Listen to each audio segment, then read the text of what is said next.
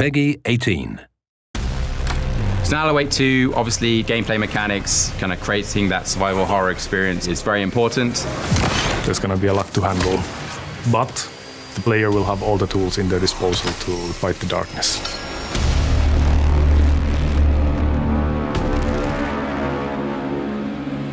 Saga stories start relatively classic horror movie. It's like someone from the real world entering this quirky town, coming here to do a job. She has this uncanny intuition that allow her to solve difficult case. She kind of perceives that threat through the lens of this case board. The case board is a mental projection where she kind of gets to stash data that she's gathered, and that's where she makes sense of it. She's profiling suspects who appear in vision-like way. She calls it her mind place.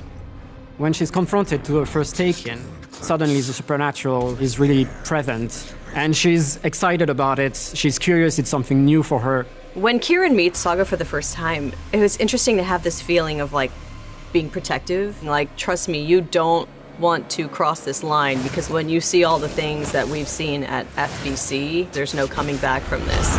But when the supernatural threatens a family, the stakes are much higher, and she has to fight for her own life and the life of her loved one. Logan?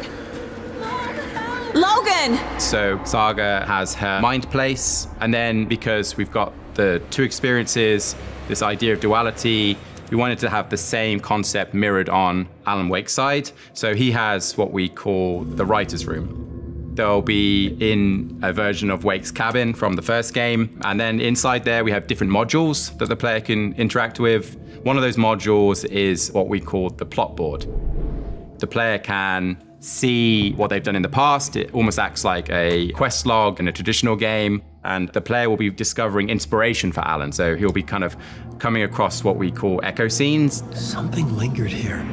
A half-forgotten memory. An echo. These give Alan ideas that the player can then utilize on the board. It's the idea of rewriting reality to be able to change the world around them.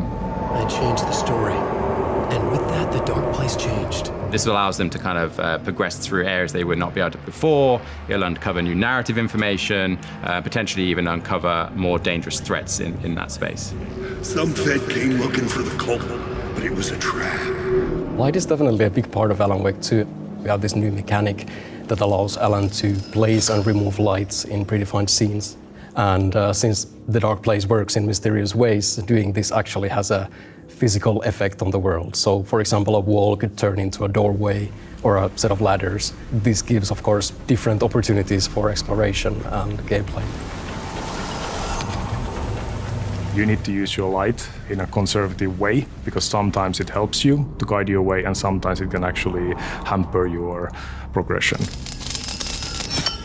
Saga needs to use her flashlight to burn away the darkness, expose weak spot, and finding new possibilities of taking down the enemies.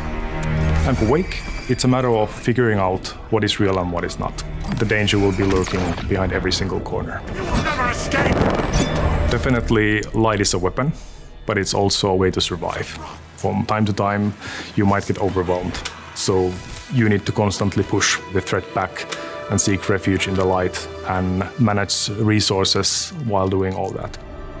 We have put a lot of emphasis on the physicality on the enemies, way they animate and how they hit player.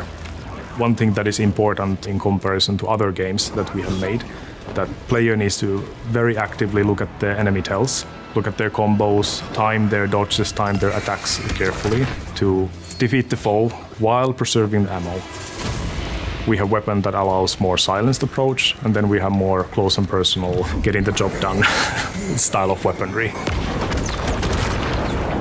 Alan Wake 2 is built on the foundation of our previous games. It's not just a step forward. To me, personally, it feels like a leap forward. The elements in interactive storytelling that I have wanted to experiment on and brought to our games, they are all there present, all pushed way forward in all kinds of unexpected ways. It's all a very logical continuation on this journey.